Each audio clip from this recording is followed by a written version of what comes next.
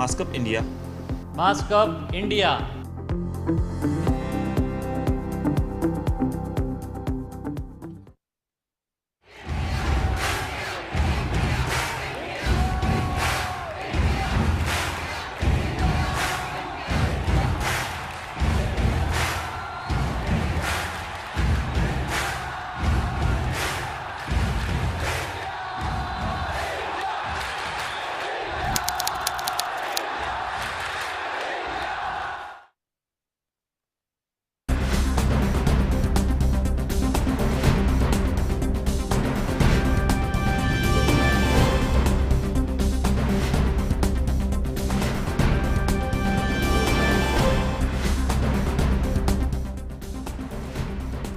नमस्कार, स्वागत है आप सभी का डीडी न्यूज पर। आप देख रहे हैं मिड डे प्राइम। मैं हूं रजनी सेन। आप सभी को मकर संक्रांति के पर्व की बहुत बहुत बधाई। तो आज बात करेंगे देश भर की बड़ी खबरों की, बताएंगे कि दुनिया भर में कौन कौन सी खबरों पर है सभी की नजर, क्या चल रहा है खेल और अर्थ जगत में, और कुछ झलके फिल्म, कला और संस्कृति के क्षेत्र से। लेकिन सबसे पहले बड़ी खबरें। शनिवार से शुरू हो रहे कोविड-19 टीकाकरण अभियान के लिए राज्यों में वैक्सीन पहुंचाने का काम और टीकाकरण की तैयारियां जारी। स्वास्थ्य मंत्रालय ने कहा, केवल पूर्व पंजीकृत लाभार्थियों को उनके आवंटित कार्यक्रम के अनुसार लगाया जाएगा टीका। टीकाकरण स्थल पर फोटो आईडी दिखाना होगा अनिवार्य। सशस्त्र बलों के भूतपूर्व सैनिकों के सम्मान में आज आयोजित किया जा रहा है armed forces veteran day. Delhi में सालाना समारोह को सेना प्रमुख नरवणे ने किया संबोधित। कहा, पिछला साल चुनौतीपूर्ण होने के बावजूद सशस्त्र बलों ने बड़ी बहादुरी से उत्तरी सीमाओं पर किया मुकाबला। देश भर में आज मनाया जा रहा है मकर संक्रांति का पर्व। इसी दिन से सूर्य होते हैं उत्तरायण। प्रधानमंत्री मोदी, गृह मंत्री, रक्षा मंत्री ने दी देशवासियों को मकर संक्रांति की बधाई।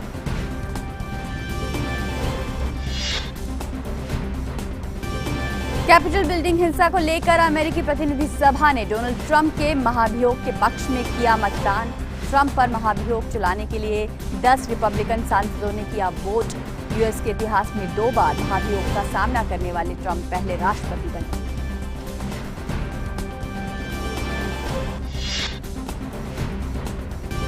अमेरिका के नवनिर्वाचित राष्ट्रपति जो बाइडेन ने सीनेट के अन्य महत्वपूर्ण कामकाज के साथ महाभियोग पर भी काम करने की जताई उम्मीद। कहा, संविधान के अनुरूप महाभियोग पर होगी कार्रवाई। US house speaker Nancy Pelosi ने कहा, सदन ने आज दिखा दिया कि कानून से ऊपर कोई नहीं, संयुक्त राज्य अमेरिका के राष्ट्रपति भी नहीं। ट्रंप ने की कैपिटल हिंसा की निंदा।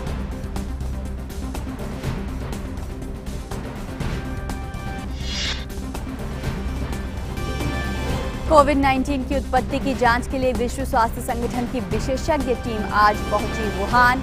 हेबेई प्रांत के केंद्र में स्थित वुहान पहुंचने पर दल के सदस्यों को किया गया क्वारंटीन।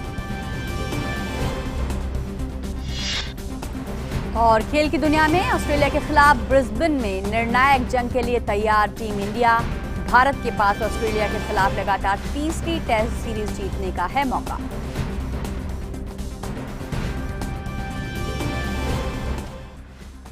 और मिड डे प्राइम में सबसे पहले बड़ी खबरों पर नजर डालते हैं।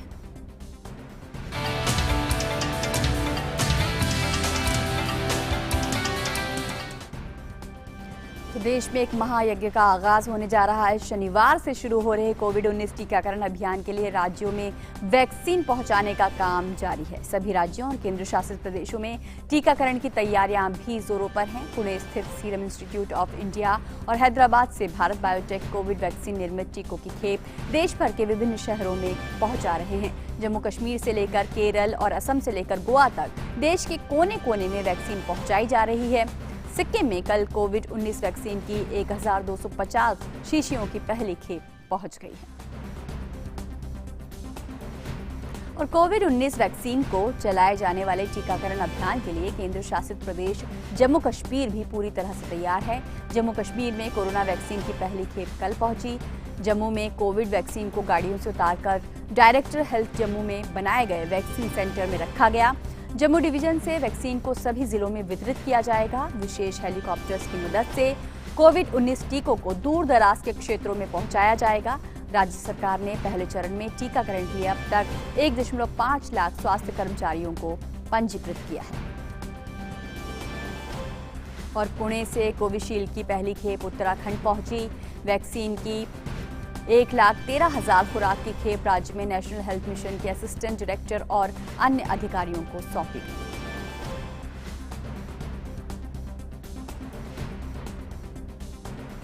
देश में 16 जनवरी से शुरू होने वाले कोविड टीकाकरण अभियान के लिए लेह में कोरोना वैक्सीन की पहली खेप पहुंच गई है। लद्दाख के सांसद जयम्यांग सेरिंग नामग्याल और चिकित्सा विभाग के निदेशक डॉक्टर फुसोंग अंगचुक ने पुणे के सीरम इंस्टीट्यूट ऑफ इंडिया द्वारा विकसित कोविड वैक्सीन प्राप्त की।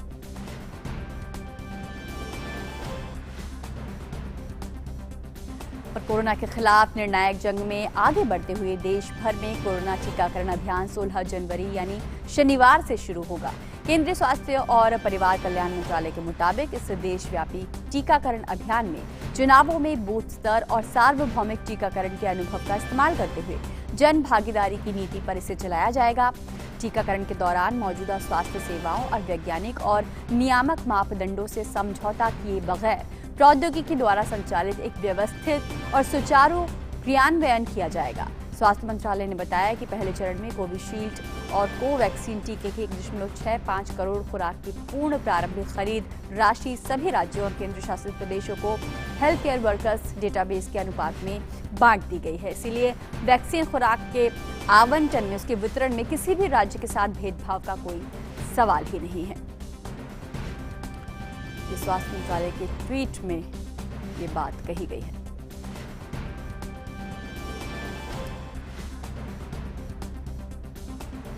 मंत्रालय ने ट्वीट कर बताया है कि ये वैक्सीन की खुराक की प्रारंभिक आपूर्ति है और आने वाले हफ्तों में लगातार इसकी भरपाई की जाएगी। इसलिए आपूर्ति में कमी के कारण व्यक्त की जा रही कोई भी आशंका पूरी तरह से निर्मूल है, निराधार है।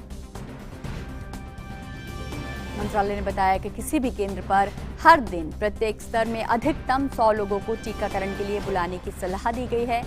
इससे टीकाकरण केंद्रों पर व्यवस्था बनी रहेगी। यह वैक्सीन वरीयता के आधार पर सबसे पहले स्वास्थ्य कर्मियों और फ्रंट लाइन वर्कर्स को मुफ्त लगाई जाएगी। इसको लेकर स्वास्थ्य मंत्रालय ने ट्वीट कर बताया है कि राज्यों को सलाह दी गई है कि वे टीकाकरण सत्रों को 10% आरक्षित अपव्यय खुराक और 100 टीकाकरण प्रति सत्र प्रतिदिन के औसत रूप में व्यवस्थित करें।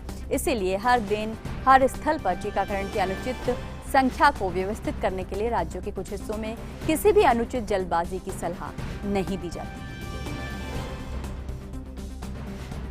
स्वास्थ्य मंत्रालय ने राज्यों और केंद्र शासित प्रदेशों से आने वाले दिनों में टीकाकरण केंद्रों की संख्या बढ़ाए जाने की अपील भी की है। राज्यों और केंद्र शासित प्रदेशों को भी टीकाकरण सत्र और स्थलों की संख्या बढ़ाने की सलाह दी गई है, जो जैसे जैसे टीकाकरण की प्रक्रिया स्थिर होगी और आगे बढ़ेगी, हर दिन प्रगतिशील तरीके से चालू रहेगी।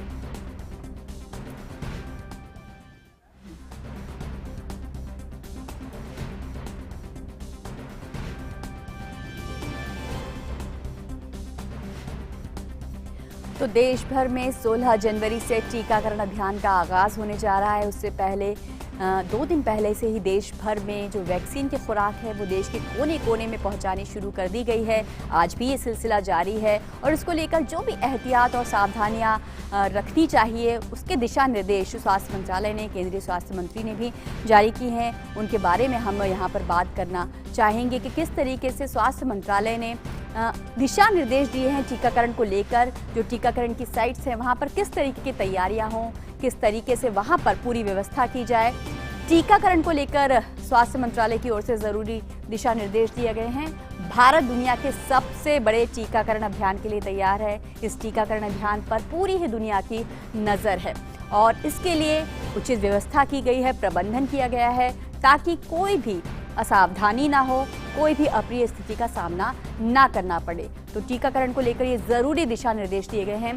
कोविन ऐप पर रजिस्टर करने के लिए इनमें से किसी भी फोटो आईडी का होना जरूरी है। अगर आप रजिस्टर कराना चाहते हैं तो रजिस्ट्रेशन के लिए, पंजीकृत होने के लिए आपके पास एक फोटो आईडी होना चाहिए। कौन कौन सी आईडी होनी चाहिए? इनमें से कोई भी एक, passport, driving licence, Aadhaar card, voter ID, मनरेगा जॉब कार्ड, स्मार्ट कार्ड। इसके अलावा पेंशन कार्ड, बैंक या पोस्ट ऑफिस पासबुक, श्रम मंत्रालय द्वारा जारी किया गया स्मार्ट कार्ड। इसमें फोटो लगाना जरूरी है। ये फोटो आईडी कार्ड होना जरूरी है रजिस्ट्रेशन के लिए। राज्य, केंद्र, पीएसयू या पब्लिक सेक्टर कंपनी द्वारा जारी सर्विस आईडी कार्ड जिसमें आपका फोटो होगा। वैक्सीनेशन साइट पर टीकाकरण के लिए फोटो आईडी होना अनिवार्य होगा। ये सबसे बड़ी और सबसे पहली शर्त है रजिस्ट्रेशन के लिए भी और वैक्सीनेशन साइट पर आपको टीका लगाने के लिए भी। वैक्सीनेशन साइट पर उसी वक्त पहुंचने पर किसी का भी रजिस्ट्रेशन नहीं होगा।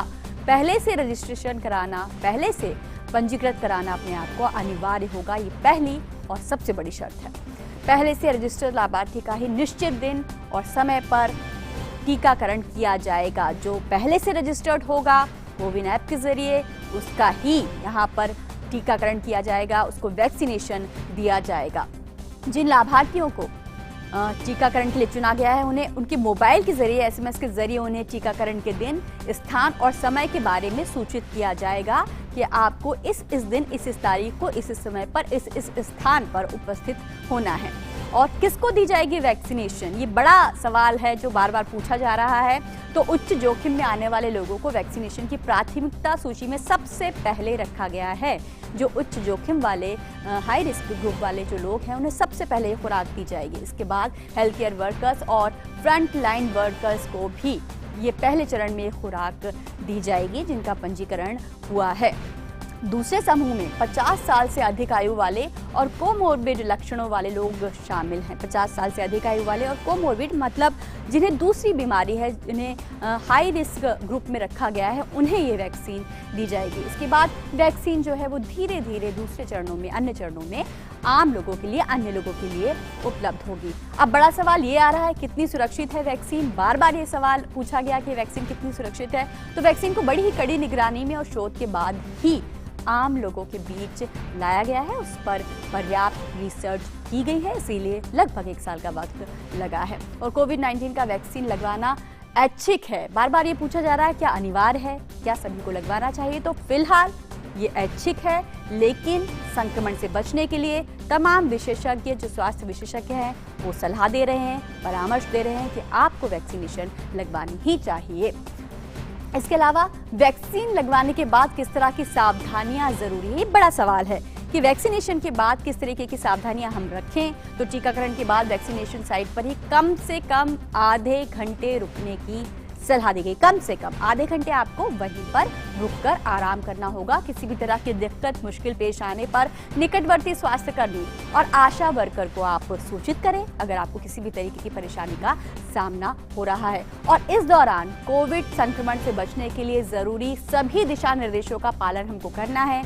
मास्क लगाना है, 2 गज की दूरी का पालन करना है और जो एहतियात अब तक हमने कोविड चुनौती के दौरान बरती हैं वो सारी सावधानियां इस वक्त भी हमें बरतनी हैं। तो क्या वैक्सीन से किसी तरह के साइड इफेक्ट हो सकते हैं, लाजिमी सवाल है, पूछा भी जा रहा है। तो पूरी तरह से सुरक्षित साबित होने के बाद ही वैक्सीन को आम लोगों के बीच लाया गया है। हालांकि जैसे कि दूसरे वैक्सीनेशन में होता है, कुछ साइड इफेक्ट्स होते हैं। संभावना यहाँ पर भी है कि आपको हल्का बुखार या इंजेक्शन लगने वाली जगह पर हल्का दर्द हो सकता है। तो ये जो साइड इफेक्ट्स हैं इसके बारे में सूचित किया गया है। और क्या वैक्सीन से किसी तरह के साइड इफेक्ट्स हो सकते हैं, तो उसका जवाब हाँ है, हाँ हो सकते हैं। और राज्यों से कोविड-19 वैक्सीन के साइड इफेक्ट्स पर नज़र रखने और उनसे निपटने के लिए उचित प्रबंध की सलाह दी गई है। तो मान लीजिए ऐसा होता है तो किस तरीके से उनसे निपटा जाए। तो ये तमाम दिशा निर्देश हैं जो 16 जनवरी से टीकाकरण का महाअभियान शुरू होने जा रहा है उससे पहले स्वास्थ्य मंत्रालय ने दिए हैं। क्या क्या तैयारियां की जाए और वैक्सीनेशन साइट्स हैं उन पर किस तरीके की एहतियात रखी जाए, कैसे अगर मान लीजिए कोई स्थिति ऐसी बनती है कि वैक्सीनेशन के बाद अगर कोई साइड इफेक्ट्स आते हैं, कोई दिक्कत आती है, तो उनसे कैसे निपटा जाए। तो ये 16 जनवरी से महाअभियान शुरू होगा, लेकिन उससे पहले के चरण में जो वैक्सीनेशन है उनकी डोज देश भर में पहुंच रही है और ये कार्यक्रम लगातार चल रहा है, पूरब से पश्चिम से उत्तर से दक्षिण तक। और ईटानगर से इसी क्रम में हमारे साथ हमारे संवाददाता संजय प्रताप सिंह जुड़ रहे हैं। अरुणाचल प्रदेश में भी, वहाँ पर भी पहुँचने वाली है वैक्सीनेशन कोविड-19 की। संजय, आपसे जानना चाहेंगे किस तरीके की तैयारियां वहाँ पर चल रही हैं, कब तक पहुँचेगी, क्या सूचना है? रजनी, जैसा आप अभी बता रही थी कि पूरे देश में कोविड वैक्सीनेशन की तैयारी की जा रही है। कई जगह वैक्सीन पहुंच गई है। अरुणाचल में गुवाहाटी से वैक्सीन की सप्लाई हो गई है और आज अब से थोड़ी देर बाद शाम तक जो है वैक्सीन की खेप राजधानी ईटानगर का जो तोमोरिबा इंस्टीट्यूट ऑफ मेडिकल साइंसेज है वहाँ पहुँचेगी। और सिर्फ ईटानगर कैपिटल रीजन ही नहीं बल्कि 9 और जो 8 डिस्ट्रिक्ट्स हैं अरुणाचल प्रदेश के सुदूर इलाकों में, उन तक भी वैक्सीन की खेप निर्धारित वैक्सीनेशन डे 16 जनवरी से पहले पहुंच जाएंगी। ईटानगर कैपिटल रीजन जो है, यहाँ 2500 से ज़्यादा हेल्थ केयर वर्कर्स हैं जिनको आइडेंटिफाई किया गया है, जिनका वैक्सीनेशन 16 जनवरी को किया जाएगा। इसी तरह यहाँ के पासीघाट डिस्ट्रिक्ट है, तवांग है, नामसाई है, इंकियोंग है, लोंगडिंग है, सेप्पा है, ज़ीरो है। ये अरुणाचल के तमाम दूरवर्ती जो ज़िले हैं यहाँ भी 16 जनवरी को वैक्सीनेशन किया जाएगा।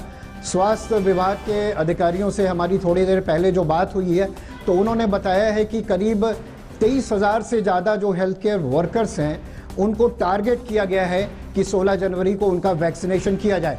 लेकिन ये 9 डिस्ट्रिक्ट के अलावा भी बहुत जल्दी जो बाकी डिस्ट्रिक्ट बच्चे हैं, अरुणाचल में टोटल 26 डिस्ट्रिक्ट्स हैं, वहाँ भी हेल्थ केयर वर्कर्स का जो है वैक्सीनेशन किया जाएगा। और बाद में जब सेकेंड फेज स्टार्ट होगा तब 28,000 से ज़्यादा जो फ्रंट लाइन वर्कर्स हैं उनको इस वैक्सीनेशन ड्राइव में शामिल किया जाएगा। जी संजय, आपने जैसा कि तफसील से बताया कि किस तरीके से दूर दराज के इलाकों में पहुंचाई जाएगी और कोविड की पूरी ही चुनौती जो है वो अभूतपूर्व रही है, जिसने अपने साथ कई नई चुनौतियां भी खड़ी की हैं। अगर हम बात करें पहाड़ी इलाके हैं, पूर्वोत्तर की ही बात करें तो कई दूर दराज के इलाके हैं जहां पर आम गतिविधियां भी जो हैं वो सामान्य नहीं होती। ऐसे में वहां पर वैक्सीनेशन पहुंचाना, वो यातायात की व्यवस्था सुचारू रखना, उनका भंडारण ठीक तरीके से करना, ये अपने आप में एक बड़ी चुनौती है, लेकिन उससे निपटा जा रहा है। यस रजनी, आपने ठीक कहा। ये सिर्फ पूर्वोत्तर या जितने भी दूर दराज के जो पहाड़ी इलाके हैं वहाँ एक चुनौती हमेशा बनी रहती है और वहाँ यातायात के लिए अब ज़रूरी है तो सड़क मार्ग का, ज़रूरी है तो हेलीकॉप्टर के ज़रिए इन चीज़ों को, आवश्यक सामग्री हो, चाहे उसमें वो मेडिकेशन हो, उन्हें पहुँचाया जाता रहा है। इस कोविड के दौरान एक बड़ा काम हुआ कि मेडिकल फैसिलिटीज़ का अपग्रेडेशन बहुत तेज़ी से किया गया और राज्य के कई ऐसे जगह थी जहां पर पहले फ्रीजिंग की फैसिलिटी नहीं थी, इससे पहले जहां लेबोरेटरीज़ की कमी थी, टेस्टिंग लैब नहीं थे, उन सब की व्यवस्था की गई। और जब एंटीजन टेस्ट करने की बारी आई और रैपिड एंटीजन टेस्ट के अलावा RT-PCR मशीनें जब लगाई गई तो अरुणाचल के तमाम स्वास्थ्य सेवाओं में एक अलग से व्यवस्था की गई और राज्य सरकार की ओर से भी धनराशि अलग से जारी की गई ताकि हेल्थ सुविधाओं को उस लेवल पर, उस स्तर पर लाया जा सके जो इस चुनौती से निपटने में सहायक हो।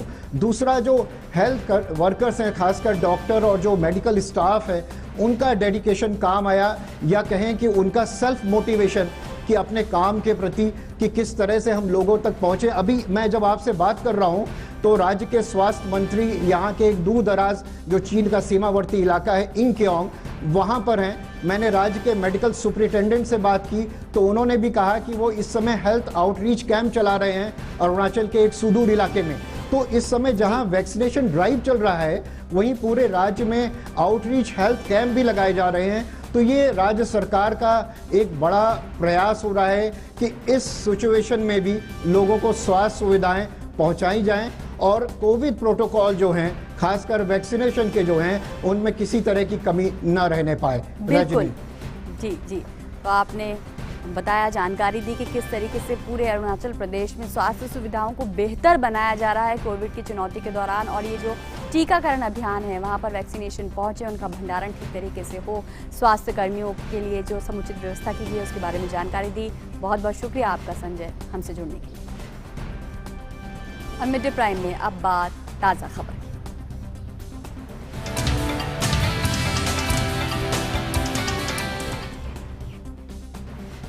और देश भर में आज मकर संक्रांति का पर्व मनाया जा रहा है। मकर संक्रांति के दिन सूर्य उत्तरायण होते हैं। उत्तरायण के समय दिन लंबे और रातें छोटी होती हैं। मगर मकर संक्रांति के पर्व के मौके पर तिलकुट, चूड़ा, दही और गुड़ खाने की पुरानी परंपरा है। वहीं देश के ज़्यादातर राज्यों में मकर संक्रांति के मौके पर पतंग उड़ाने का प्रचलन है। आज के दिन युवा से लेकर बड़े तक पतंग उड़ाकर त्योहार को मनाते हैं। प्रधानमंत्री नरेंद्र मोदी ने देशवासियों को मकर संक्रांति की शुभकामनाएं दी हैं। पीएम ने ट्वीट के माध्यम से कहा है कि देशवासियों को मकर संक्रांति की बहुत बहुत बधाई। मेरी कामना है कि उत्तरायण सूर्य देव सभी के जीवन में नई ऊर्जा और नए उत्साह का संचार करें। केंद्रीय गृह मंत्री अमित शाह ने कहा है कि मकर संक्रांति का यह महापर्व सभी देशवासियों के जीवन में एक नई ऊर्जा और उत्तम स्वास्थ्य लेकर आए, ऐसी ईश्वर से कामना करता हूं। मकर संक्रांति की हार्दिक शुभकामनाएं।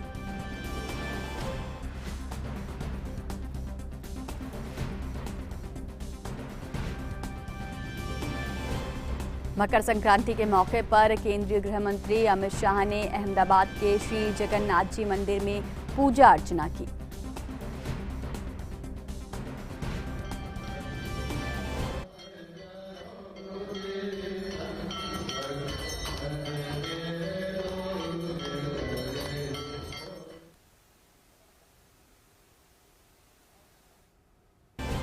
केंद्रीय सूचना और प्रसारण मंत्री प्रकाश जावड़ेकर ने उत्तरायण महापर्व की सभी लोगों को मंगल कामनाएं और बधाई दी है।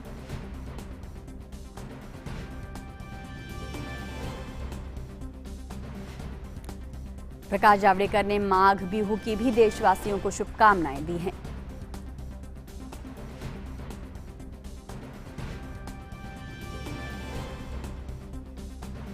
और मकर संक्रांति के साथ ही देश भर में आज पोंगल का त्योहार भी मनाया जा रहा है।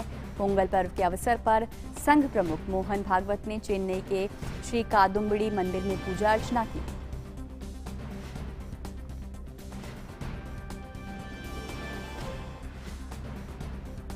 और तमिलनाडु में पोंगल के मौके पर जल्लीकट्टू की शुरुआत हो गई है। मदुरई में इसका आयोजन इस बार कोरोना गाइडलाइंस के मद्देनजर हो रहा है। राज्य सरकार द्वारा निर्देश दिया गया है कि खिलाड़ियों की संख्या 150 से अधिक नहीं होनी चाहिए, साथ ही दर्शकों की संख्या भी 50% तक ही होनी चाहिए।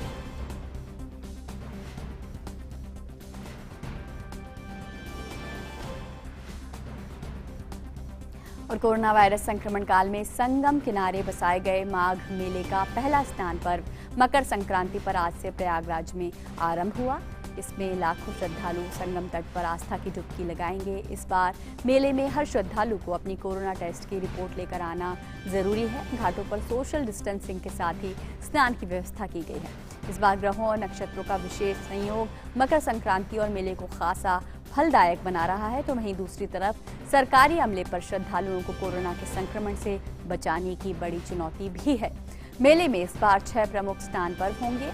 आज यानी मकर संक्रांति के दिन से शुरू हो रहा माघ मेला 11 मार्च को महाशिवरात्रि तक चलेगा। करीब 2 महीने तक चलने वाले आस्था के इस मेले में देश दुनिया से तकरीबन 5 करोड़ श्रद्धालुओं के आने की उम्मीद है। मेले के लिए संगम की रेती पर तंबुओं का एक अलग शहर बसाया गया है। दर्जन भर से ज्यादा थाने और 30 के करीब पुलिस चौकियां भी बनाई गई हैं। अस्पताल और सरकारी राशन की दुकानों के साथ ही तमाम सरकारी विभागों के दफ्तर भी बनाए गए हैं। साधु संतों और कल्पवासियों के लिए भी टेंट सिटी बनाई गई है, तो साथ ही लोहे की चकट प्लेट की सड़कें और गंगा नदी पर आवागमन के लिए पीपे के पुल भी बनाए गए हैं। वहीं हरिद्वार में श्रद्धालुओं ने आज मकर संक्रांति के मौके पर गंगा जी में डुबकी लगाई। मकर संक्रांति पर्व के स्नान को कुंभ मेले का अभ्यास स्नान माना जा रहा है। ऐसे में कुंभ मेला पुलिस और जिला प्रशासन भी स्नान पर्व को लेकर कोई कोताही नहीं बरतना चाहता। इस स्नान में यदि कोई कमी सामने आती है तो उसे कुंभ के स्नान से पहले सुधारने की कोशिश की जाएगी। अधिकृत रूप से हरिद्वार कुंभ का आगाज अभी नहीं हुआ है, लेकिन यदि परंपरा की बात करें तो आज यानी 14 जनवरी को मकर संक्रांति का दिन हरिद्वार में होने वाला गंगा स्नान ही कुंभ का स्वरूप तय करेगा। कोविड के साये में हो रहे इस पहले कुंभ में यदि आज गंगा स्नान में कोई बाधा नहीं आती है तो तय मानिए कि इस बार का कुंभ भी पहले के कुंभ की तरह ही भव्य और विराट होगा। सरकार के दिशा निर्देश पर मेला प्रशासन ने तैयारी भी कुछ इसी तरह की है।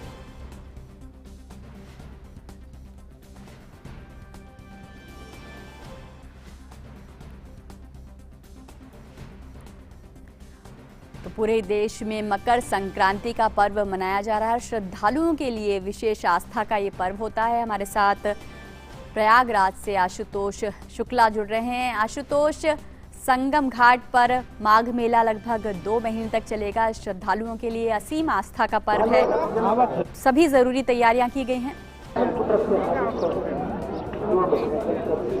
देखिए, जिस तरह से संगम पर जो है हर वर्ष ये जो है मकर संक्रांति का त्योहार मनाया जाता है, पर्व मनाया जाता है, इस कोरोना संक्रमण काल में भी कहीं उत्साह कम नहीं हुआ है। मैं अपने कैमरामैन से कहूंगा कि वो सारे दृश्य और साथ में जो हमारे पीछे उत्साही तमाम सारे युवक हैं जो इस मकर संक्रांति के पर्व पर यहाँ पर संगम में पुण्य लाभ के लिए यहाँ पर स्नान करने के लिए आए हैं। इसके अलावा मैं अपने कैमरामैन से कहूंगा ये पूरा जो संगम क्षेत्र फैला हुआ है जिस पर सूर्य की किरणें पड़ रही हैं और एक बहुत ही विलक्षण दृश्य जो है आपको दिखाई देगा। और इसके साथ ही कहीं न कहीं आप देख सकती हैं हमारे पीछे तमाम सारे जो है श्रद्धालु हैं। कहाँ से आए हैं? लखनऊ से आए। लखनऊ से क्या सोच करके आए हैं? संगम गए, स्नान करना है, खिचड़ी दान करना है, पुण्य कमाना है थोड़ा, इसी कारण से परिवार के साथ आए हैं, पूरा परिवार के साथ। अच्छा जी, बिल्कुल। आप जी सर, जौनपुर से आए हुए हैं और यहाँ पर हम तैयारी करते हैं और यहाँ पर चावल भी लाएं, दान करें और हमारी भगवान मनोकामना पूरी करें, जल्दी से नौकरी मिले। गंगा मैया के पहले बोलेंगे गंगा मैया की जय। और हम लोग आए हैं यहाँ आज, बहुत अच्छा लग रहा है और व्यवस्था भी बहुत अच्छा है, नहाने के लिए मिला बहुत अच्छे से। बिल्कुल बिल्कुल। तो प्रयागराज में पर पूरे देश से श्रद्धालुओं का तांता उमड़ा भारतीय राष्ट्रीय एकीकरण का एक जबरदस्त स्वरूप है। बिल्कुल बिल्कुल आशुतोष, वहाँ पर श्रद्धालुओं ने जो है वो आस्था के पुष्प खिलाए हैं। और हमारे साथ गुजरात से देवशी भी जुड़ रहे हैं। देवशी, गुजरात के लिए उत्तरायण पर्व, मकर संक्रांति का पर्व अपने आप में अनूठा होता है। न केवल अगर पकवानों की बात करें बल्कि लोगों के भीतर उत्साह की बात करें तो अभूतपूर्व होता है मकर संक्रांति पर। बिल्कुल रजनी, गुजरात में जो मकर संक्रांति का पर्व है वो एक खाने के साथ साथ ऊंधियू, जलेबी और ये सब स्वीट्स होते हैं। साथ साथ में पतंग का एक बहुत बड़ा आकर्षण है क्योंकि यहाँ पे लोग टेरेस पे जाके पतंग उड़ाते हैं और एक दूसरे की जो पतंग काटने का भी एक अलग सा मजा है वो एक और साथ में डीजे और सब ताल के साथ सब डांस वांस करते हैं और ये सब पूरा माहौल होता है। हालांकि इस बार कोविड का संक्रमण है, लोगों ने भी बहुत ही समझदारी दिखाई है और अभी लोग जो है वो अपने टेरेस से वहाँ पे सोशल डिस्टेंसिंग के साथ जो है वो ये सब पतंग का जो उत्सव है उसका लाभ ले रहे हैं और पूरा जो मास्क और सैनिटाइजेशन का जो ध्यान है वो भी रख रहे हैं। हालांकि सरकार ने भी गाइडलाइन जारी की है और उसके तरह लोग जो है वो सब कोऑपरेट कर रहे हैं और पुलिस प्रशासन ने भी इस मकर संक्रांति पे कुछ ज़्यादा सोशल डिस्टेंसिंग का भंग ना हो और संक्रमण, क्योंकि बहुत ही कोरोना का संक्रमण बहुत ही कंट्रोल में गुजरात में है। कल का अगर देखें तो 600 से भी कम केसेस पूरे राज्य में आए हैं, तो इसी को बनाने के लिए प्रशासन भी अपना काम कर रहा है और जो लोगों का उत्साह है वो कहीं कम नहीं हुआ है। लोग समझ रहे हैं कि ये कोविड गाइडलाइन की मर्यादा है, उनका भी पालन करना है और हमें उत्सव को भी मनाना है, तो वो दोनों को साथ में लेकर लोग काम कर रहे हैं। बिल्कुल, कोविड के सभी जो उचित सावधानियां उनको बरतना जरूरी है। अगर बाजारों की बात करें, आमतौर पर जब मकर संक्रांति का त्योहार होता है तो पतंगों की दुकान पे खासी भीड़ होती है, गजक रेवड़ी की दुकान पर खासी भीड़ होती है। अभी कैसा माहौल है वहाँ पर, कैसे लोग इसको मना रहे हैं? जी, आज सुबह से ही जो पतंग की दुकानें हैं वो भी खुली है, वहाँ पे लोग लेने जा रहे हैं। लेकिन जो आम दिनों में, आम उत्तरायण में जो भीड़ जमा होती थी, एक साथ लोग जाते थे, वो नहीं दिख रहा है क्योंकि वो लोग अलग अलग से जा रहे हैं। अगर किसी एक दुकान पे थोड़ी सी भीड़ है तो लोग दूसरी दुकान पे जा रहे हैं, तो एक वो समझदारी के साथ अभी भी खरीदी कर रहे हैं। और जो ऊंधियू और जलेबी होती है वो भी, उसकी भी जो मिठाई की दुकानें होती है वहाँ पे भी लोगों ने सुबह से ही सोशल डिस्टेंसिंग के साथ लाइन लगाकर वो सब खरीदा और खाया और उत्सव का जो आनंद है वो ले रहे हैं। एक बात ये मैं बीच में कह दूं रजनी की, आज गृह मंत्री अमित शाह ने का भी अहमदाबाद का दौरा था। वो हर बार अहमदाबाद आते हैं और जगन्नाथ जी मंदिर में उन्होंने दर्शन किया और जगन्नाथ जी मंदिर में दर्शन करने के बाद अभी दोपहर के बाद वो परिवार के साथ पतंग जो है उसको उड़ाने का एक कार्यक्रम है उसमें भी शामिल हो गए। तो अहमदाबादी और गुजराती के लिए खास करके जो पतंग का जो एक बहुत बड़ा आकर्षण होता है। जी जी जी। और आशुतोष हमारे साथ प्रयागराज से जुड़े हुए हैं। आशुतोष, आपने अभी वहाँ श्रद्धालुओं की आस्था हम तक पहुँचाई। ये एक लंबा मेला है जो करीब 2 महीने तक, शिवरात्रि तक चलने वाला है। प्रबंधन और खासकर कोविड को लेकर जो अगर सावधानियां और चुनौतियों की बात करें तो प्रशासन के सामने एक बड़ी चुनौती है। संगम नोट के सामने बिल्कुल, प्रशासन के सामने एक बड़ी चुनौती थी कि किस तरह से इस कोविड के संक्रमण काल में श्रद्धालुओं को यहाँ पर ले आकर के जो बड़ी संख्या में आते हैं उनको किसी संक्रमण से किस तरह से बचाया जाए। इसके लिए पर्याप्त इंतजाम किए गए हैं, मास्क अनिवार्य किया गया है और इसके साथ ही जो है सैनिटाइजेशन भी जगह जगह हो रहा है। स्वास्थ्य विभाग के कर्मी लगे हुए हैं, लोगों से अपील की जा रही है कि वो सोशल डिस्टेंसिंग को भी मेंटेन करें।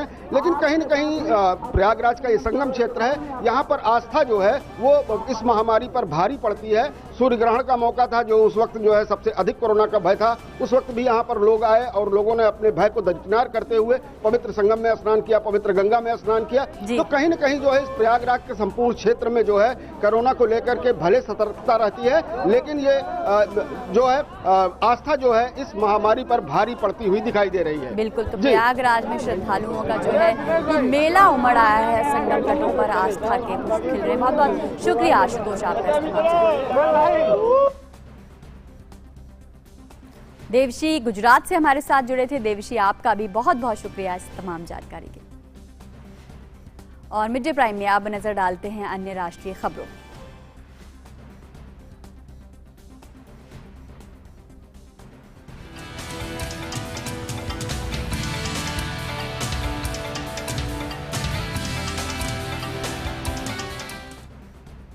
भाजपा अध्यक्ष जेपी नड्डा तमिलनाडु के एक दिवसीय दौरे पर आज चेन्नई पहुंचेंगे और इस दौरान वे चेन्नई में पार्टी की राज्य इकाई की ओर से पोंगल के मौके पर आयोजित एक कार्यक्रम में शिरकत करेंगे। भाजपा के राष्ट्रीय मीडिया प्रभारी और राज्यसभा सदस्य अनिल बलूनी ने एक बयान जारी कर कहा कि नड्डा पश्चिमी चेन्नई जिले के मदुरावोयल में पार्टी की ओर से पोंगल पर आयोजित नम्मा ओरू पोंगल हमारे शहर पोंगल उत्सव कार्यक्रम में हिस्सा लेंगे। तमिलनाडु भाजपा इकाई द्वारा ये कार्यक्रम आयोजित किया जाएगा। नड्डा तमिलनाडु के पोंगल खेल स्पर्धाओं, पारंपरिक कलाओं के कार्यक्रम में शामिल होंगे। इसके अलावा वे बैलगाड़ी की सवारी भी करेंगे। बैल किसानों का प्रतीक है। राज्य में एआईडीएमके और भाजपा की गठबंधन की सरकार है। इससे पहले केंद्रीय गृह मंत्री अमित शाह भी राज्य का दौरा कर चुके हैं। नवंबर में वे यहां आए थे। श्री बलूनी ने बताया कि चेन्नई में ही जेपी नड्डा तमिल पत्रिका तुगलक की 51वीं वर्षगांठ पर आयोजित एक कार्यक्रम को भी संबोधित करेंगे। उल्लेखनीय है कि राज्य में इस साल विधानसभा चुनाव होने हैं। और शैलेंद्र मिश्र हमारे साथ जुड़ रहे हैं और अधिक जानकारी के लिए।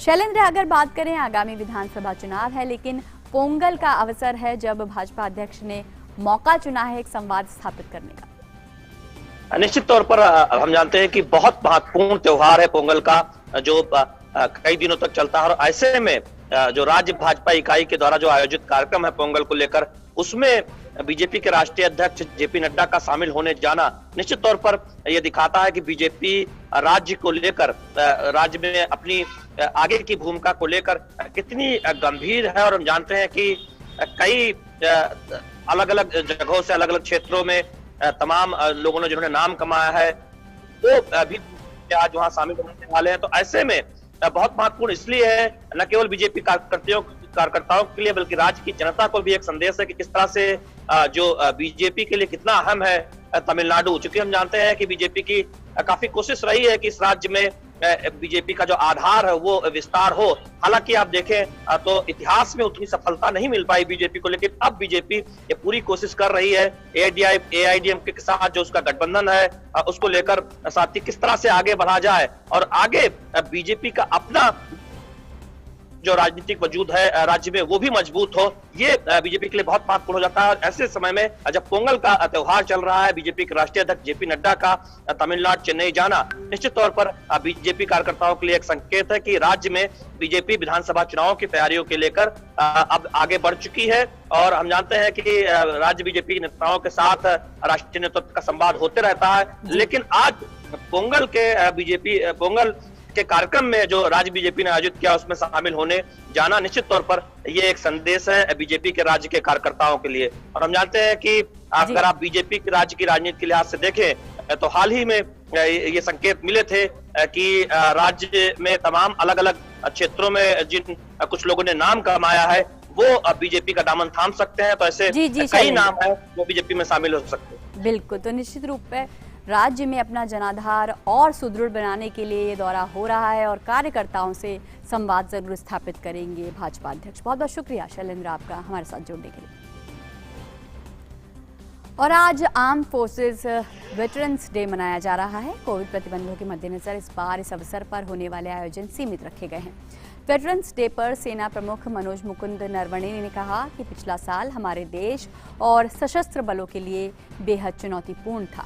सशस्त्र बलों ने बड़ी कुशलता से उत्तरी सीमाओं पर बहादुरी से रहते हुए भी महामारी का मुकाबला किया। मुझे गर्व है कि इसे पूरा करने में हमारे दिग्गजों का समर्थन था। पिछले वर्ष हमारे देश और सेना के लिए बहुत ही चुनौतीपूर्ण रहा है। सेना उत्तरी सीमाओं पर सुरक्षा में दृढ़ता से डटी रही और साथ ही कोविड महामारी का सामना सक्षम रूप से करती रही। मुझे ये कहते हुए गर्व है कि इस कार्य को सफलतापूर्वक करने के लिए हमारे वेटरन्स का पूरा सहयोग मिला। उन्होंने ये भी कहा कि कुछ दिग्गजों ने निराशा व्यक्त की थी कि 1971 की लड़ाई के 50 साल पूरे होने के लिए ज़्यादा महत्व नहीं दिया जा रहा है। मैं ये कहना चाहता हूं कि 1971 की युद्ध जीत को चिन्हित करने के लिए इस पूरे वर्ष को स्वर्णिम विजय वर्ष के रूप में मनाया जाएगा। देश भर में कई कार्यक्रम भी आयोजित किए जाएंगे। ये पूरा साल 1971 के युद्ध के विजय प्राप्त होने के उपलक्ष्य में स्वर्णिम विजय वर्ष के रूप में मनाया जाएगा और देश भर में अलग अलग जगहों पर कई कार्यक्रमों का आयोजन किया जाएगा, जैसे कि एग्जीबिशंस, बैंड डिस्प्लेज, परेड इत्यादि। थल सेना अध्यक्ष ने बताया कि पिछले साल से अब तक जवानों के 1500 शिकायतों का निपटारा किया गया है। सेवानिवृत्त सैनिकों के 12,500 परिवारों को शिक्षा और विवाह के लिए वित्तीय मदद पहुंचाई गई है। उन्होंने कहा कि इसके अलावा भी उन्हें जोड़ने के लिए कई जरूरी कदम उठाए गए हैं। DIV ने बीते साल में लगभग 15,000 ग्रीवेंसेस को सफलतापूर्वक अंजाम दिया है। तकरीबन 12,500 शहीदों के परिवारजनों को एजुकेशन, मैरिज और कंप्यूटर ग्रांट इत्यादि के लिए 64 करोड़ के ग्रांट दिए गए हैं। साथ ही पिछले 3 सालों में हमारे लगभग 1,10,000 जवानों और 12,000 परिवारजनों को प्रधानमंत्री कौशल विकास योजना के तहत कौशल यानी कि स्किल्स प्रदान किए गए। बैटल कैजुअलिटीज का जो एक्सग्रेशिया है वो 2 लाख से बढ़कर 8 लाख कर दिया गया है। सभी रिकॉर्ड ऑफिसर्स ने डिजिटाइजेशन और वेटरन्स आउटरीच पर काफ़ी जोर दिया है। और इस मौके पर आयोजित कार्यक्रम को संबोधित करते हुए नौसेना अध्यक्ष एडमिरल करमबीर सिंह ने 1971 युद्ध में भाग लेने वाले सैनिकों को श्रद्धांजलि दी। उन्होंने कहा कि 1971 युद्ध के विजय के उपलक्ष्य में साल 2021 को स्वर्णिम विजय वर्ष के रूप में मनाया जाएगा। 2021 is of special importance to all of us. It's the 50th anniversary of our splendid victory in the 1971 war. And this bears a special significance in our national conscience and is accordingly being celebrated across the country as Swarnim Vijay Varsh. So on behalf of all men in white, I salute our veterans who participated in the 1971 war and fashioned India's victory with their sweat, blood, grit, determination and professionalism. इस मौके पर वायुसेना अध्यक्ष air chief marshal RKS Bhadauria ने पूर्व सैनिकों की शिकायत के निपटारे प्रणाली तैयार करने के लिए एयरफोर्स वेटरन्स निदेशालय की प्रशंसा की। इसके तहत जल्द ही पूर्व वायु सैनिकों की सभी जानकारियां ऑनलाइन उपलब्ध होंगी। DAV is functioning quite well. In DAV, one they bring out a booklet every year which updates all the procedures, all the policy matters, forms, etc. What's to be done. So, as a matter of education, as a matter of bringing out what needs to be done is put on paper very clearly. The next big step is to handle digitization and digitization of all the records, every single record. This is a big task and going electronic, but it has been initiated. And in due course, I think this is what will bring in efficiency and our ability to handle the tasks of veterans really well. Because many of the issues, the biggest problem is documentation. And this will sort out the issues for the future, I think, very, very well. और cabinet की ओर से भारतीय वायुसेना के लिए Hindustan aeronautics limited HAL से 83 हल्के लड़ाकू विमान LCA तेजस खरीदने की मंजूरी मिलने पर प्रधानमंत्री नरेंद्र मोदी ने आत्मनिर्भर भारत को मजबूत करने की दिशा में इसे एक अहम कदम बताया है। कैबिनेट के फैसले के बाद प्रधानमंत्री नरेंद्र मोदी ने ट्वीट में लिखा कि कैबिनेट के फैसले से हमारे सशस्त्र बलों की क्षमताओं में सुधार होगा, स्वदेशी रक्षा उद्योग को बढ़ावा मिलेगा और आत्मनिर्भर भारत बनाने के आंदोलन को मजबूती मिलेगी। केंद्रीय विज्ञान और प्रौद्योगिकी मंत्री डॉक्टर हर्षवर्धन ने राष्ट्रीय विज्ञान संचार और नीति अनुसंधान संस्थान के शिलान्यास के अवसर पर कहा कि विज्ञान के क्षेत्र में देश ने पिछले दिनों में काफी तरक्की की है। भारत विज्ञान और अनुसंधान के मामले में दुनिया के शीर्ष 10 देशों में शामिल है। जिस भी पैरामीटर पर हम देश को विज्ञान की भारत की प्रगति को विश्लेषण करते हैं, कंपेयर करते हैं, दुनिया के दूसरे देशों से मिलकर कंपेयर करते हैं, तो हम देखते हैं सब जगह पर हम ऐसा नहीं कि कोई हम 50वें 60वें रैंक पे चल रहे हैं। हमारा हर जगह रैंक जो है वो पहले नंबर से लेकर 10 नंबर के बीचों बीच ही होता है मोटे तौर पर। ये खाली CSIR की बात नहीं, ये सभी जितने हमारे वैज्ञानिक उपलब्धियाँ हैं, बहुत सारी जगह पे तो हम शायद नंबर 1 पे हैं। मैं उनकी डिटेल्स में नहीं जा रहा। यानी कि हम ऑलरेडी जो है एक सिग्निफिकेंट स्थान पर पहुंच चुके हैं, जहां से एक ठीक प्रकार से अगर एक जंप अगली हमने लगाई तो निश्चित रूप से हम जो है बहुत सारी लोगों के लिए सुखदायी खबरें जो हैं और सुखदायी कारण ऐसे प्रोड्यूस कर सकते हैं। और अब बात कोविड संक्रमण से जुड़ी हुई। कोरोना के खिलाफ सरकार के सख्त कदमों की मदद से बेहतर नतीजे सामने आ रहे हैं। स्वास्थ्य और परिवार कल्याण मंत्रालय के मुताबिक देश में कोरोना वायरस महामारी से संक्रमित लोगों में से अब तक 1,01,46,000 से ज़्यादा मरीज स्वस्थ हो चुके हैं, जिसके बाद देश में रिकवरी रेट बढ़कर 96.52% हो गई है। देश में कोविड से मृत्यु दर 1.44% रह गई है। पिछले 24 घंटों की अगर बात करें तो 17,652 कोरोना मरीज ठीक हुए हैं।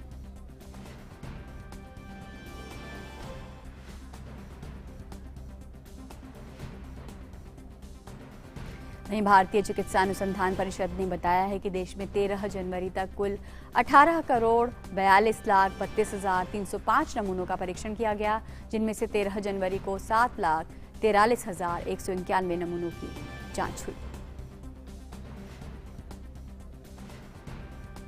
और मिड डे प्राइम में यहाँ ले रहे हैं एक छोटा सा ब्रेक। आप देखते रहिए DD न्यूज।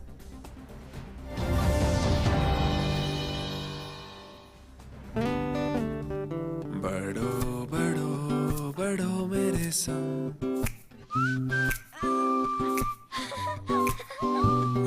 बढ़ो बढ़ो बढ़ो मेरे संग, बढ़ो बढ़ो बढ़ो बढ़ो। कुछ इसी तरह बच्चों के साथ साथ बढ़ते हैं LIC के चिल्ड्रंस प्लान्स, जो दे आकर्षक भुगतान बच्चों की हर बढ़ती अवस्था में।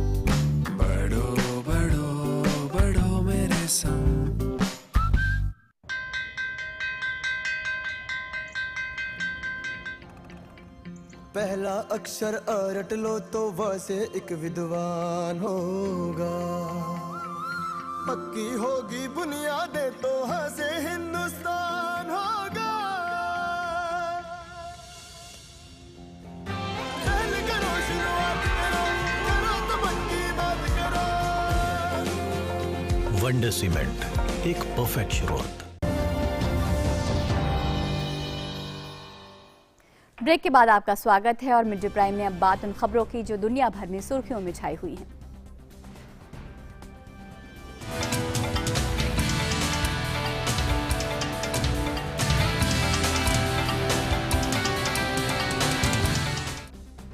अमेरिका में डेमोक्रेटिक पार्टी के दबदबे वाली प्रतिनिधि सभा ने बुधवार देर रात अमेरिका के निवर्तमान राष्ट्रपति डोनाल्ड ट्रंप के महाभियोग प्रस्ताव पर अपनी मुहर लगा दी है। प्रतिनिधि सभा में ट्रंप के महाभियोग प्रस्ताव पर मतदान के दौरान पक्ष में 232 और विपक्ष में 197 वोट पड़े। चौंकाने वाली बात यह रही कि राष्ट्रपति डोनाल्ड ट्रंप की रिपब्लिकन पार्टी के 10 सांसदों ने भी प्रस्ताव के पक्ष में मतदान किया। 222 डेमोक्रेट सांसदों और 10 रिपब्लिकन सांसदों सहित कुल 232 सांसदों ने प्रस्ताव के पक्ष में मतदान कर राष्ट्रपति ट्रंप पर महाभियोग चलाने के प्रस्ताव को अपना समर्थन दिया। इस मतदान के साथ ही ट्रंप अमेरिकी इतिहास में पहले ऐसे राष्ट्रपति बन गए जिनके खिलाफ 2 बार महाभियोग चलाया गया है। गौरतलब है कि कैपिटल हिंसा मामले में ट्रंप के खिलाफ यह महाभियोग प्रस्ताव लाया गया था।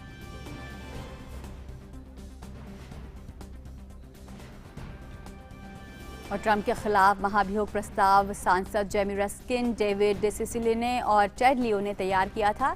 प्रतिनिधि सभा के 211 सदस्यों ने इसे सह प्रायोजित किया। प्रस्ताव में निवर्तमान राष्ट्रपति पर समर्थकों को राजद्रोह के लिए उकसाने का आरोप लगाया गया। इसमें कहा गया है कि ट्रंप ने अपने समर्थकों को कैपिटल बिल्डिंग की घेराबंदी के लिए उकसाया, तब कि जब वहां इलेक्टोरल कॉलेज के मतों की गिनती चल रही थी और लोगों के धावा बोलने की वजह से ये प्रक्रिया बाधित हो गई। इस घटना में एक पुलिस अधिकारी समेत 5 लोगों की मौत भी हुई थी। प्रतिनिधि सभा में डोनाल्ड ट्रंप के खिलाफ महाभियोग प्रस्ताव पर मोहर लगने के बाद अब सबकी नजरें सीनेट पर लगी हैं। अगर यहां भी प्रस्ताव पास हो जाता है तो डोनाल्ड ट्रंप को तय समय से पहले ही राष्ट्रपति का पद छोड़ना होगा। लेकिन सीनेट में रिपब्लिकन नेताओं के पास 50 के मुकाबले 51 का मामूली अंतर से बहुमत है। सीनेट में महाभियोग प्रस्ताव पारित करने के लिए 2/3 सदस्यों के मतों की आवश्यकता होती है। प्रतिनिधि सभा ने 18 दिसंबर 2019 को भी डोनाल्ड ट्रंप के खिलाफ महाभियोग के आरोप को पारित किया था, लेकिन रिपब्लिकन पार्टी के नियंत्रण वाली सीनेट ने फरवरी 2020 में उन्हें आरोपों से बरी कर दिया था। उस दौरान आरोप लगाए गए थे कि ट्रंप ने यूक्रेन के राष्ट्रपति पर दबाव डाला कि वे जो बाइडेन और उनके बेटे के खिलाफ कथित भ्रष्टाचार के दावों की जांच करवाएं।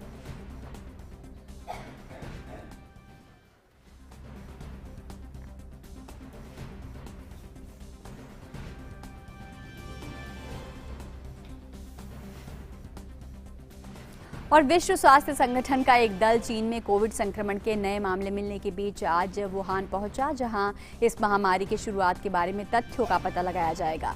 हुबेई प्रांत के केंद्र में स्थित वुहान पहुंचने पर दल के सदस्यों को क्वारंटीन कर दिया गया। हिलोंगजियांग प्रांत में कोविड-19 आपातकाल घोषित किया गया। चुईहुआ शहर के लगभग 52 लाख लोग लॉकडाउन का पालन कर रहे हैं। वुहान में 2019 के दिसंबर में सबसे पहले कोरोना वायरस महामारी के सबसे पहले वायरस का पता चला था। WHO प्रमुख टेड्रोस एडनॉम घेब्रेयेसस ने पिछले सप्ताह इस बात पर निराशा जाहिर की थी कि दौरे को अंतिम रूप देने में लंबा समय लग रहा है।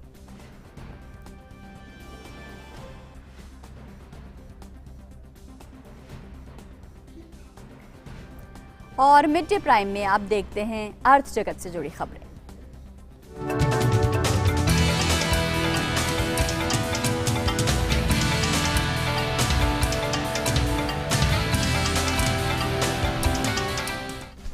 और अर्थ जगत की खबरों से हमें जोड़ रहे हैं अभिषेक। शुक्रिया रजनी। आज की खबरों में आपको बताएंगे कि दुनिया भर के बाजारों का क्या हाल है।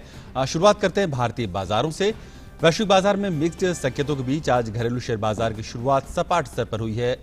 हालांकि दोपहर बाद इसमें थोड़ा सुधार देखा गया है। बाजार खुलने के तुरंत बाद बीएसई सेंसेक्स 77 अंकों की गिरावट के साथ करीब 49,415 अंक पर रहा, जबकि निफ्टी भी 12 अंक गिरकर 14,553 के स्तर पर कारोबार कर रहा था। सेक्टोरल इंडेक्स में देखें तो आज BSE auto, consumer durables, pharma, IT, metal और टेक सेक्टर लाल निशान पर कारोबार करते नजर आ रहे थे। हरे निशान पर कारोबार करने वाले सेक्टर्स में bank Nifty, capital goods, FMCG, oil and gas और पीएसयू बैंक शामिल हैं। अमेरिकी बाजार की बात करें तो पिछले दिनों यहां मिक्स्ड कारोबार देखने को मिला। वॉल स्ट्रीट पर S&P 500 इंडेक्स बढ़त के साथ बंद हुआ। एशियाई बाजारों की बात करें तो गुरुवार को शुरुआती कारोबार में यहां भी बढ़त देखने को मिल रही है। वॉल स्ट्रीट की मिक्स्ड चाल के बाद सकारात्मक कारोबार ही देखने को मिल रहा है। घरेलू शेयर बाजारों की कमजोर शुरुआत के बीच बृहस्पतिवार को शुरुआती कारोबार में रुपया 3 पैसे के नुकसान से 73.18 प्रति डॉलर पर आ गया है। उधर अंतरबैंक विदेशी मुद्रा विनिमय बाजार में रुपया पिछले बंद के स्तर की तुलना में 3 पैसे की गिरावट के साथ 73 रुपये 18 पैसे प्रति डॉलर पर खुला। बुधवार को रुपया 73 डॉलर 15 पैसे प्रति डॉलर के स्तर पर बंद हुआ था। इस बीच 6 मुद्राओं की तुलना में डॉलर का रुख दर्शाने वाला डॉलर सूचकांक 0.04% की बढ़त के साथ 90.39 पर पहुंच गया है। सोने चांदी की बात करें तो इसके भाव में भी गिरावट देखने को मिली है। मल्टी कमोडिटी एक्सचेंज MCX पर 14 जनवरी 2021 को पीली धातु के दामों में बड़ी गिरावट देखने को मिली। इंटरनेशनल मार्केट की बात करें तो यहां भी आज गिरावट के साथ कारोबार हो रहा है। अमेरिका में गोल्ड 9.43 डॉलर की गिरावट के साथ 1838.56 डॉलर प्रति औंस पर कारोबार कर रहा है। इसके अलावा चांदी में भी करीब 0.15 डॉलर की गिरावट आई है और ये 25.20 डॉलर के लेवल पर कारोबार कर रहा है। कच्चे तेल की बात करें तो दुनिया भर के कच्चे तेल में काफी तेजी देखी जा रही है। न्यूयॉर्क में वेस्ट टेक्सास इंटरमीडिएट क्रूड का भाव 0.73% की तेजी के साथ 53.60 डॉलर प्रति बैरल चल रहा है, जबकि ब्रेंट क्रूड का भाव 0.80% की तेजी के साथ 57.03 डॉलर प्रति बैरल के स्तर पर कारोबार कर रहा था।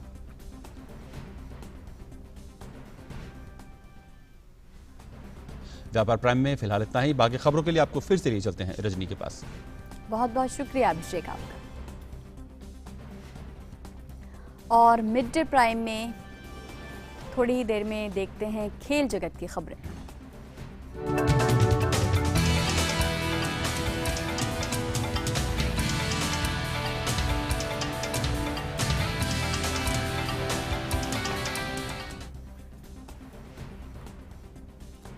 खेल जगत की खबरों से हमें थोड़ी देर में सुचित्रा रूबरू कराएंगी और इंडिया और ऑस्ट्रेलिया के बीच खेली जा रही टेस्ट सीरीज का चौथा और आखिरी टेस्ट ब्रिस्बेन में खेला जाएगा। फिलहाल सीरीज 1-1 की बराबरी पर है। ऐसे में इस मैच को जो भी टीम जीतेगी वो सीरीज अपने नाम कर लेगी।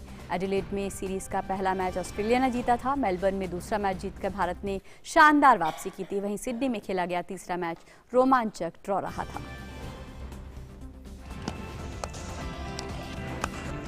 गाबा का मैदान, सामने है सीरीज जीत का इम्तिहान। अजिंक्य रहाणे की मजबूत कप्तानी और टिम पेन की हताशा भरी कहानी के साथ शुरू होगी ब्रिस्बेन की लड़ाई, जिसके लिए टीम इंडिया के रणबांकुरों ने कमर कस ली है। टीम की ये तैयारी गाबा की पिच को लेकर खास है, जहां की पिच स्टीप बाउंस वाली रहने वाली है। बल्लेबाजी से ज्यादा टीम इंडिया के लिए गेंदबाजी इस वक्त ज्यादा चिंता का विषय बनी हुई है, जहां चोटिल खिलाड़ियों के बाद अनुभव की कमी साफ झलक रही है। बल्लेबाजी में काफी कुछ रोहित शर्मा, अजिंक्य रहाणे और चेतेश्वर पुजारा की बल्लेबाजी पर निर्भर रहेगा। ऑस्ट्रेलिया की बात करें तो टीम इस मैदान पर पिछले 32 साल से कोई मुकाबला नहीं हारी है, लेकिन अगर टीम इंडिया चोट से टूटी है तो ऑस्ट्रेलिया अपने परफॉर्मेंस से लुटी पिटी दिख रही है, जो कि पिछले मैच में साफ दिखाई भी दिया। फिर चाहे खराब कप्तानी की बात हो या कैच छोड़ने की, ऑस्ट्रेलिया के लिए भी चोट की समस्या सामने है, जहां विल पुकोस्की चौथे टेस्ट से बाहर हो गए हैं। आंकड़ों की बात करें तो पिछली बार उसे ब्रिस्बेन में नवंबर 1988 में वेस्टइंडीज ने 9 विकेट से हराया था।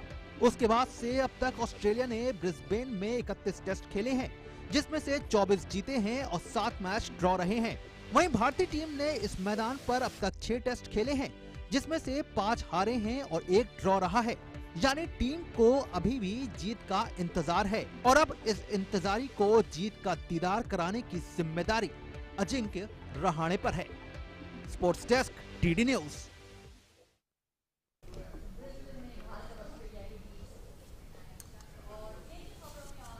क्या खास है बता रही हैं सुचित्रा। शुक्रिया रजनी। और भारत को एक और नया मोहम्मद अजहरुद्दीन मिल गया है। केरल के मोहम्मद अजहरुद्दीन ने मुश्ताक अली ट्रॉफी में महज 37 गेंद में शतक लगाया। वे केरल की तरफ से टी20 में शतक बनाने वाले पहले बल्लेबाज बने। इसके साथ ही मोहम्मद अजहरुद्दीन टी20 क्रिकेट में सबसे तेज शतक लगाने के मामले में संयुक्त रूप से तीसरे भारतीय बल्लेबाज भी बने। वे 54 गेंद में 9 चौकों और 11 छक्कों की मदद से नाबाद 137 रन बनाकर लौटे। अजहरुद्दीन के ताबड़तोड़ शतक के बूते केरल ने मुंबई के 197 रन के लक्ष्य को 16वें ओवर में ही हासिल कर लिया। अजहरुद्दीन ने एक और कीर्तिमान अपने नाम किया। वे लक्ष्य का पीछा करते हुए सबसे बड़ी पारी खेलने वाले दुनिया के दूसरे टी20 बल्लेबाज बने। उन्होंने इस मामले में दिग्गज क्रिस गेल को भी पीछे छोड़ दिया। बात फुटबॉल की। इंग्लिश प्रीमियर लीग में मैनचेस्टर सिटी ने ब्राइटन को 1-0 से हरा दिया। पहला हाफ खत्म होने से 1 मिनट पहले मैन सिटी के फिल फॉडेन ने गोल कर अपनी टीम को 1-0 की बढ़त दिला दी। इसके बाद मुकाबले में और कोई गोल देखने को नहीं मिला। इस जीत के साथ ही मैन सिटी ने मैन यू और लिवरपूल के बाद अंक तालिका में तीसरा स्थान हासिल कर लिया है। इस सीजन में ये पहला मौका है जब मैन सिटी शीर्ष 3 में शामिल हुई है। वहीं इस सीजन में ये पहला मौका है जब सिटी ने सब प्रतियोगिताओं को मिलाकर लगातार 7 मैच जीते हैं। हैं, या फिर लीग में 8 मुकाबलों में उन्होंने हार का सामना नहीं किया है, या फिर सब प्रतियोगिताओं में 14 मुकाबलों में वे अविजित हैं। वहीं ब्राइटन की टीम 17वें स्थान पर खिसक गई है और रेलीगेट होने की कगार पर है। वहीं टॉटनहम हॉटस्पर और फुलहम के बीच खेला गया मैच 1-1 की बराबरी पर छूटा। दोनों टीमों की तरफ से मैच में शानदार प्रदर्शन देखने को मिला। टॉटनहम की तरफ से पहला गोल हैरी केन ने 25वें मिनट में किया, जबकि फुलहम की तरफ से इवान कैवेलिरो स्कोरर रहे। इस ड्रॉ के साथ ही टॉटनहम हॉटस्पर के 17 मैच में 30 अंक हो गए हैं और टीम अंक तालिका में 6ठे स्थान पर है, जबकि फुलहम रेलीगेशन जोन में बनी हुई है। हालांकि लीग में लगातार 5वें ड्रॉ से फुलहम को रेलीगेशन जोन से बाहर निकलने की लड़ाई में एक अहम अंक हासिल हुआ है। तो ये थी खेल से जुड़ी खबरें। वापस चलते हैं रजनी के पास। बहुत बहुत शुक्रिया सुचित्रा आपका। और मिड डे प्राइम में अब बारी हमारे अगले सेगमेंट लाइव प्राइम की।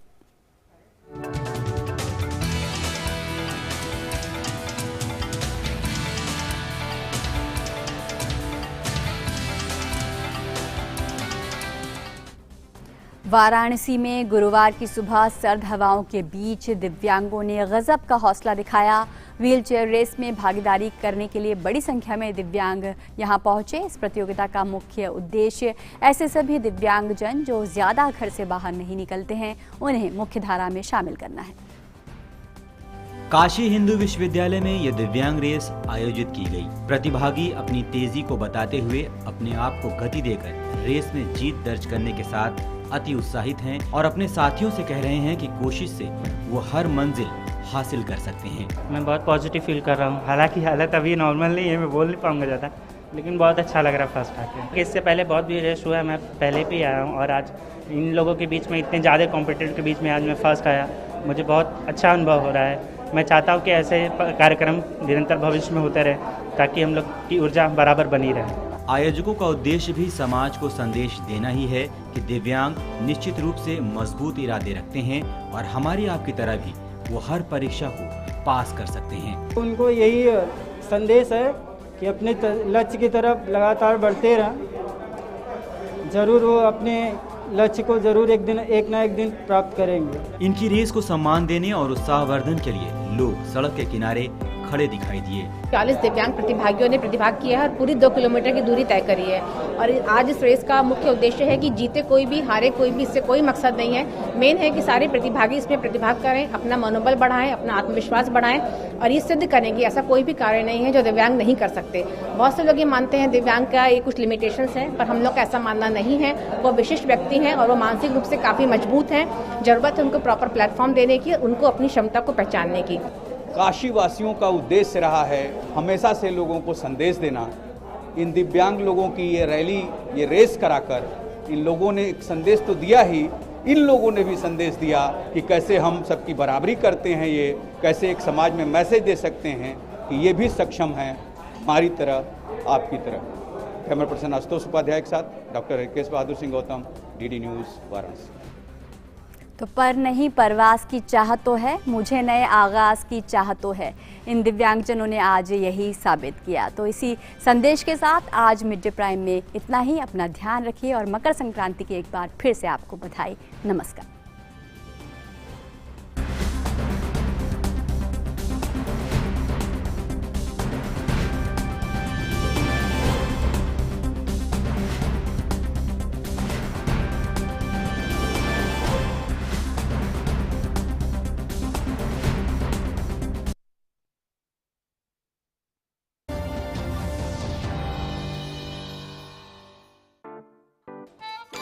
नाइन to 5 जॉब, अरे 5 to 9 जॉब, भाग दौड़ all the time job, the roaming वाला जॉब, द डेडलाइन वाला जॉब और are you living in the market वाला जॉब। जिंदगी में मौके ही मौके हैं। अपनी मर्जी से जॉब चुनिए, अपनी इच्छा अनुसार कमाइए, बन जाइए LIC एजेंट। ये है जॉब से बढ़कर, ये है करियर इंश्योरेंस। अपना बॉस खुद बनिए, बन जाइए LIC एजेंट। अब लाइफ सेट है।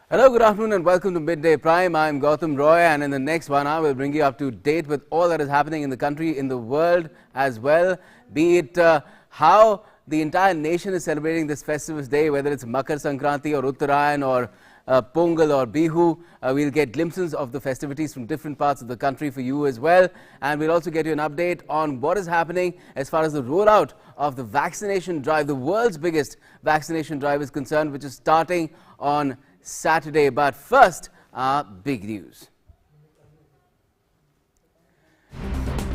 Preparations are on at full swing with only 2 days left for the rollout of the world's largest COVID-19 vaccination drive. All vaccine batches for the first phase to reach their destinations today. Health Minister says only pre-registered beneficiaries to be vaccinated according to the allotted schedule.